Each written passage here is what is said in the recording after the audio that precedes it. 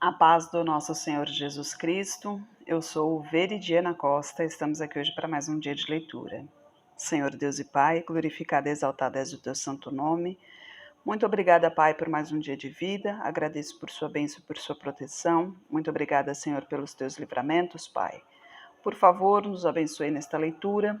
Que cada palavra sua, Senhor, seja ensinamento em nossas mentes e em nossos corações. Nos inspire e nos direcione sempre a Ti, em nome de Jesus. Você que está chegando agora, seja bem-vindo, seja bem-vinda. Aproveita, já se inscreva aí no canal para receber as notificações. Isso é importante para o crescimento do canal. Curta, compartilhe, comente. A interação com o canal faz com que o YouTube entenda que o vídeo é importante e assim propaga mais o vídeo, né?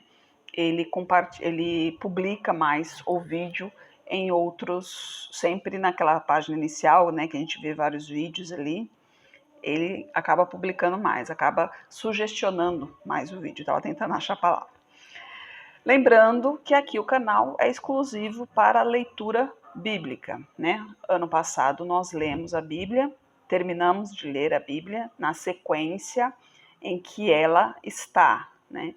Esse ano nós começamos com a leitura cronológica, ou seja, de acordo com os acontecimentos. Nós estamos no livro de 1 Samuel, e hoje vamos no capítulo 13, que é a guerra contra os filisteus, né? Saul já foi ungido rei, né? Então Saul já está como rei perante o povo de Israel, isso por exigência do povo, né? Porque Deus disse: eu reino sobre o povo, mas o povo quis ser igual às outras nações, tendo um rei ali perante a todos, tanto que Deus falou: se vocês tiverem um rei, né, o que vai acontecer será que vocês serão servos desse rei, vocês serão tributários a ele. Mesmo assim, o povo decidiu pelo rei. Então, Deus ungiu a Saul como rei, né? E agora ele já foi constituído rei após a vitória sobre os amonitas, porque até então muitos desdenharam de Saul pelo fato de Saul ser da menor família e da menor tribo de Israel, né, que é a tribo de Benjamim. Quando eles se sentiram ameaçados, quando eles foram ameaçados, né, o povo de Israel foi ameaçado pelos amonitas, então eles clamaram ao Senhor e Saul veio guiado pelo Senhor e venceu contra os amonitas, e assim então o povo o constituiu como rei. Hoje a gente vê no capítulo 13, que é a guerra contra os filisteus. Saul reinou 1 ano, e no 2º ano do seu reinado sobre Israel, Saul escolheu para ti 3.000 homens de Israel, e estavam com Saul 2.000 em Miquimás e na montanha de Betel, e 1.000 estavam com Jonatas em Gibeá de Benjamim. Porém o resto do povo despediu, cada um para sua casa. E Jonatas feriu a guarnição dos filisteus que estava em Gibeá, o que os filisteus ouviram, pelo que Saul tocou a trombeta por toda a terra, dizendo: ouçam os hebreus. Então todo Israel ouviu dizer: Saul derrotou a guarnição dos filisteus. Por isso Israel se fez abominável aos filisteus. Então o povo foi convocado para junto de Saul em Gilgal. E os filisteus ajuntaram para pelejar contra Israel 30.000 carros, 6.000 cavaleiros e povo em multidão como a areia que está à beira do mar. E subiram e acamparam em Miquimás, ao oriente de Bet-Avém. Vendo, pois, os homens de Israel que estavam em angústia, porque o povo estava angustiado, o povo se escondeu pelas cavernas, pelos espinhais, pelos penhascos, pelas fortificações e pelas covas. E alguns dos hebreus passaram o Jordão para a terra de Gade e Gileade. E estando Saul em Gilgal, todo o povo ia atrás dele tremendo. E esperou Saul 7 dias, até o tempo que Samuel determinara. Não vindo, porém, Samuel a Gilgal, o povo se dispersava dele. Então Saul disse: Trazei-me aqui um holocausto e ofertas pacíficas. E ofereceu o holocausto. E sucedeu que, acabando ele de oferecer o holocausto, eis que Samuel chegou, e Saul lhe saiu ao encontro para o saudar. Então disse Samuel: Que fizestes? Disse Saul: Porquanto via que o povo se espalhava de junto de mim, e tu não vinha nos dias aprazados, e os filisteus já se tinham ajuntado em Miquimás, eu disse: Agora descerão os filisteus contra mim em Gilgal, e ainda a face do Senhor não orei. Assim, constrangido, ofereci holocausto. Então disse Samuel a Saul: Procedeste neciamente e não aguardaste o mandamento que o Senhor teu Deus te ordenou, porque agora o Senhor teria confirmado o teu reino sobre Israel para sempre. Porém agora não subsistirá o teu reino. Já tem tu buscado o Senhor para si um homem segundo o seu coração, e já lhe tem ordenado o Senhor que seja chefe sobre o seu povo, porquanto não guardaste o que o Senhor te ordenou. Então se levantou Samuel e subiu de Gilgal a Gibeá de Benjamim. E Saul contou o povo que se achava com ele, uns 600 homens. E Saul e Jonatas, seu filho, e o povo que ficou com eles, ficaram em Gibeá de Benjamim. Porém os filisteus se acamparam em Miquimás. E os sacerdotes saíram do campo dos filisteus em 3 companhias. Uma das companhias foi pelo caminho de Ofra, a terra de Sual. Outra companhia seguiu pelo caminho de Bet-Horon, e a outra foi pelo caminho do termo que dá para o vale Zeboim, na direção do deserto. E em toda a terra de Israel, nenhum ferreiro se achava, porque os filisteus tinham dito, para que os hebreus não façam espadas nem lança.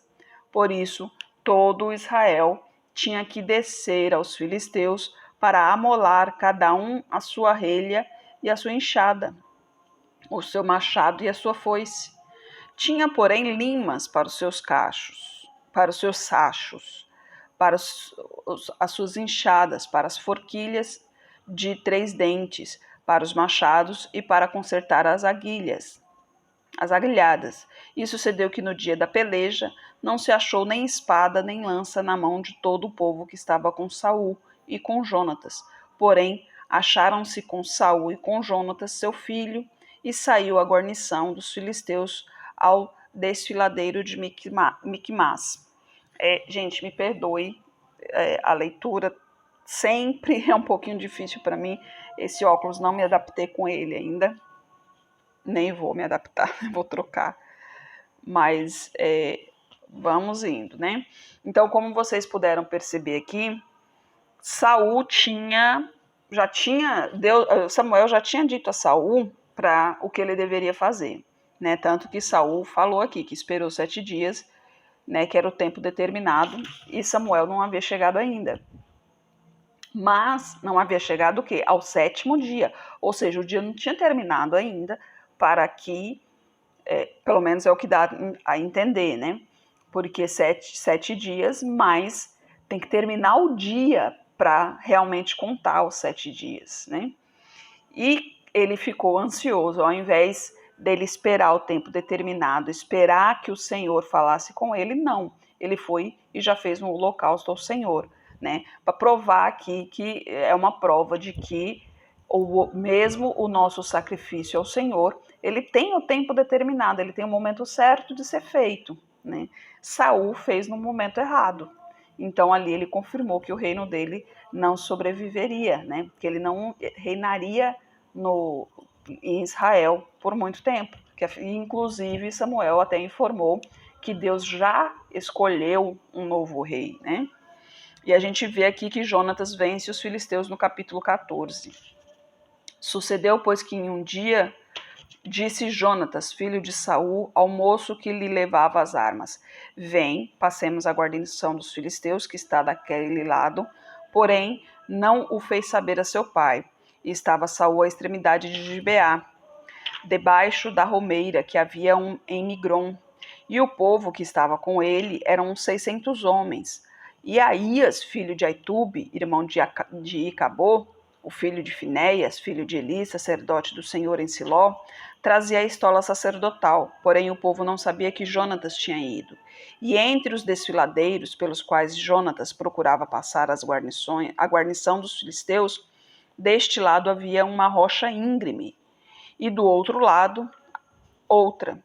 E era o nome de uma Bozés e o nome da outra Sené. Uma rocha para o norte estava defronte de Micpás e a outra para o sul, defronte de Gibeá. Disse, pois, Jonatas ao moço que lhe levava as armas: Vem, passemos a guarnição destes incircuncisos.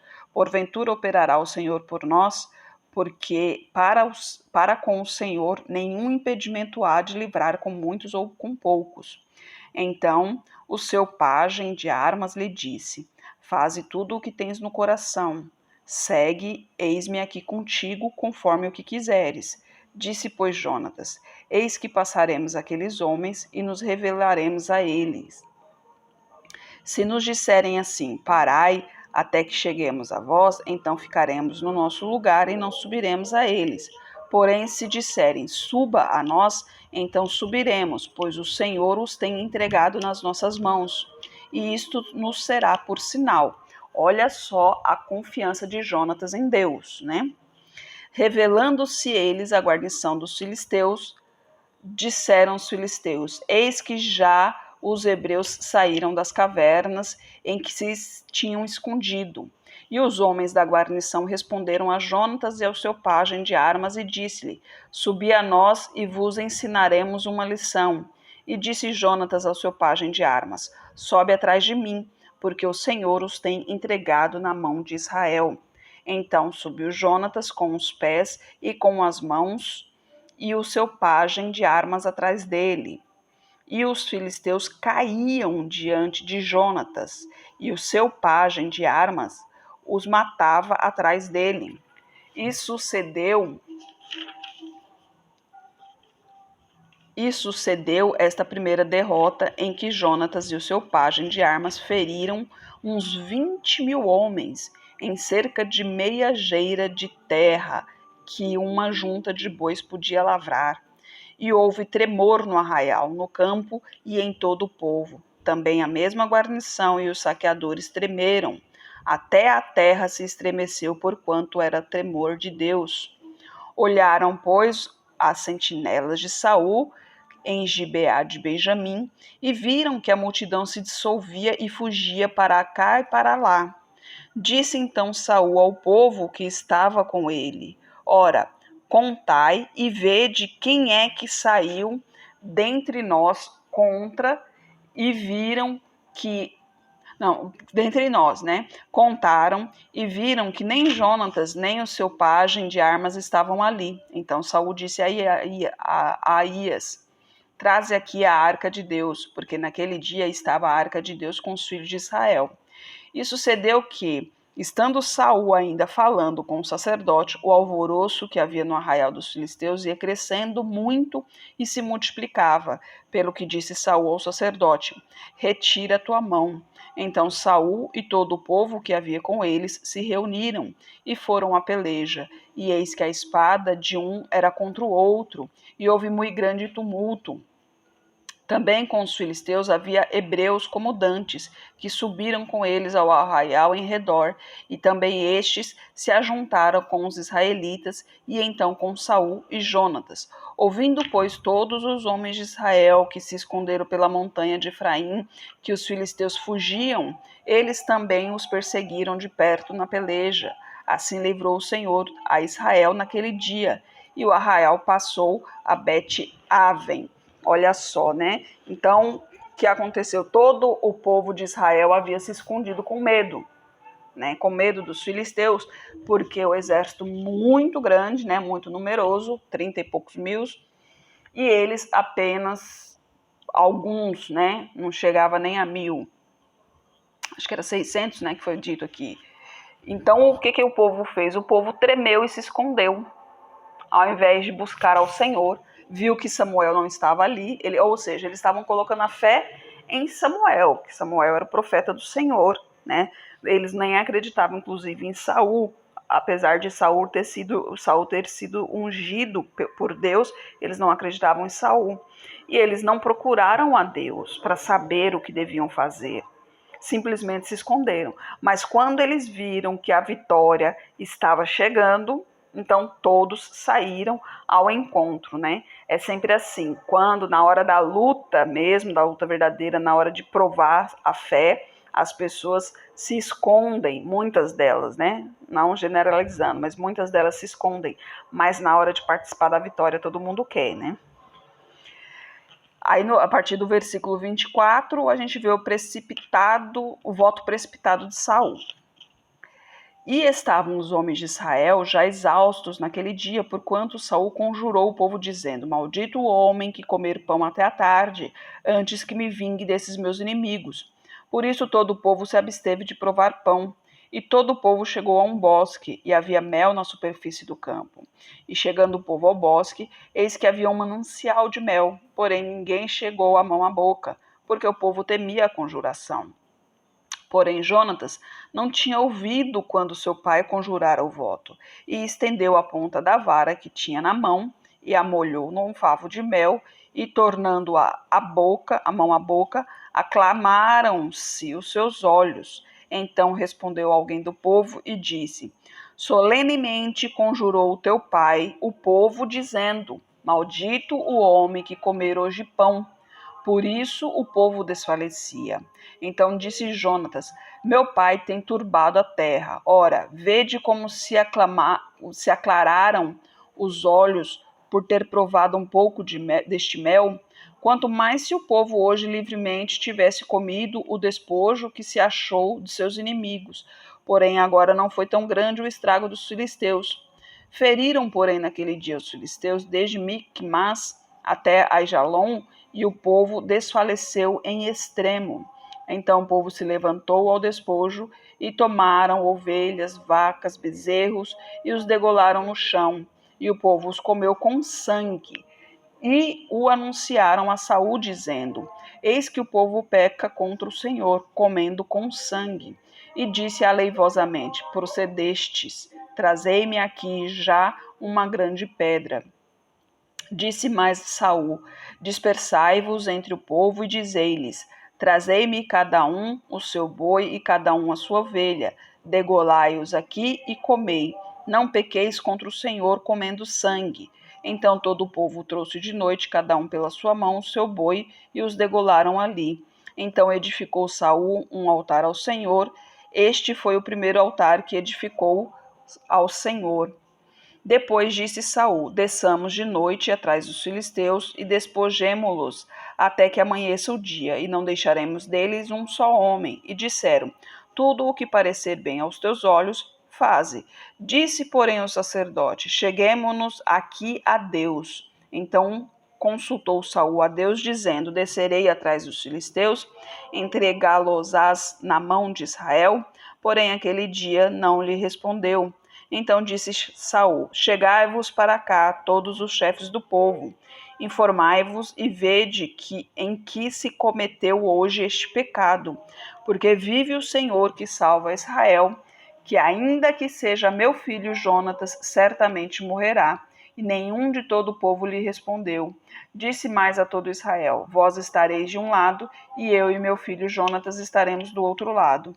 Então disse o povo a Saul: Faze o que parecer bem aos teus olhos. Falou, pois, Saul ao Senhor, Deus de Israel: Mostre o inocente. Então Jonatas e Saul foram tomados por sorte, e o povo saiu livre. Então disse Saul: Lançai a sorte entre mim e Jonatas meu filho. E foi tomado Jonatas. Disse então Saul a Jonatas: Declara-me o que tens feito. E Jonatas lhe declarou e disse: Tão somente provei um pouco de mel com a ponta da vara que tinha na mão. E por isso devo morrer? Então disse Saul: Assim me faça Deus o que bem entender, pois com certeza, Jonatas, tu morrerás. Porém o povo disse a Saul: Morrerá Jonatas, que efetuou tão grande salvação em Israel? Nunca tal suceda. Vive o Senhor que não lhe há de cair no chão um só cabelo da sua cabeça. Pois com Deus fez isso hoje. Assim o povo livrou a Jonatas para que não morresse. E Saul deixou de seguir os filisteus, e os filisteus se foram ao seu lugar. Então tomou Saul o reino sobre Israel e pelejou contra todos os seus inimigos em redor, contra Moabe, contra os filhos de Amon, contra Edom, contra os reis de Zobá e contra os filisteus. Para onde quer que se dirigia, executava castigo, e portou-se valorosamente, feriu os amalequitas e libertou a Israel da mão dos que o saqueavam. E os filhos de Saul eram Jonatas, Isvi e Malquizua, e os nomes de suas filhas eram estes: o da mais velha Merabe e o da mais nova Mical. E o nome da mulher de Saul, Ainoã, filha de Aimás, e o nome do general do exército, Abner, filho de Neir, tio de Saul. E Quis, pai de Saul, e Ner, pai de Abner, eram filhos de Abiel. E houve uma forte guerra contra os filisteus todos os dias de Saul. Por isso Saul a todos os homens valentes e valorosos que via, os agregava a si. Olha só, né? Então, para você ver, Saul já estava decidido que o filho ali morreria, porque ele fez um voto, né, para que ninguém comesse pão. Jonatas não sabia disso quando ele provou o mel. Então, ou seja, não foi intencional a quebra do voto. Mas quando Saul fez esse voto, ele não consultou a Deus em relação a isso, né? É como a Bíblia diz: buscai primeiro o reino de Deus e a sua justiça, né?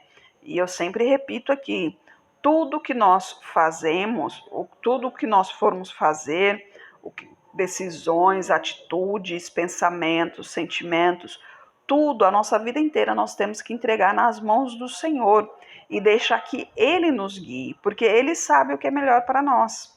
Se nós formos pelas nossas decisões, né, pela nossa própria cabeça, a gente acabará vivendo pela carne.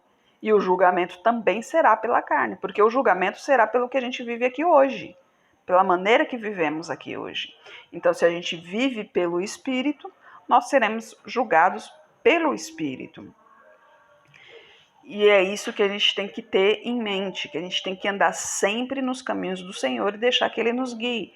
Saul fez um voto para que ninguém se alimentasse, o que prejudicou o exército, porque afinal de contas, muito esforço, né, uma batalha ali, e imagina só, todo mundo em jejum, né, já há horas sem comer nada, sem beber nada, e Jonatas, quando se alimentou ali, se sentiu mais forte, inclusive falou até ao próprio povo também a mesma coisa, falou: não, se alimentem para vocês se fortificarem, né? Afinal de contas, nosso corpo é o templo do Espírito Santo, temos que cuidar dele. Se Deus tivesse dado a ordem, Jonatas teria ouvido, porque teria chegado a ele. Então, quando ele viu que realmente tinha algo acontecendo ali dentro, quando Saul percebeu que tinha algo diferente acontecendo ali dentro, ele procurou saber de onde vinha, né? Quando descobriu que era seu filho, ele não pensou duas vezes e iria matá-lo. Ele não foi morto por quê? Porque Deus não deixou. Deus usou do povo para que o povo estivesse com ele, a favor dele. Afinal de contas, quando Jonatas foi atrás dos filisteus, o que ele fez? Ele procurou a Deus para saber se ele realmente iria ou não, né? Tanto que ele falou, inclusive, com o seu servo ali, né? Com o pajem. Ele falou: então vai lá nos filisteus, diga, leve a mensagem a eles.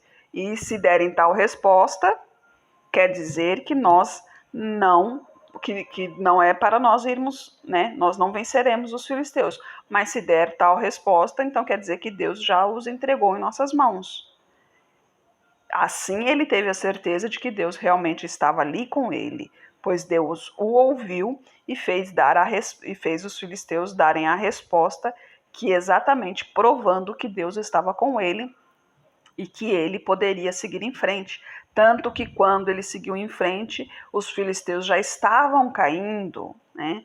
A palavra aqui que a gente acabou de ler mostra isso, que os filisteus já estavam caindo. Ou seja, ele confirmou realmente que Deus estava contigo.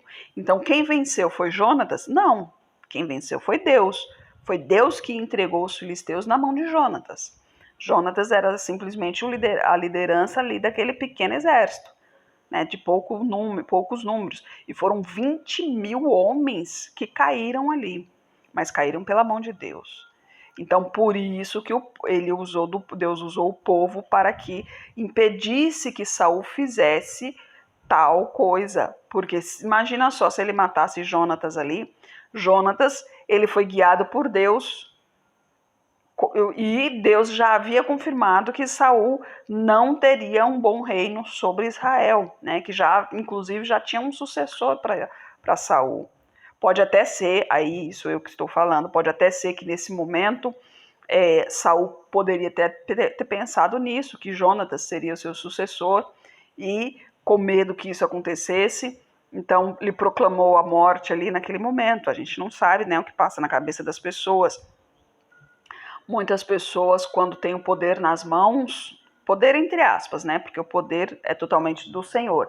Mas quando tem um cargo mais elevado, ela acaba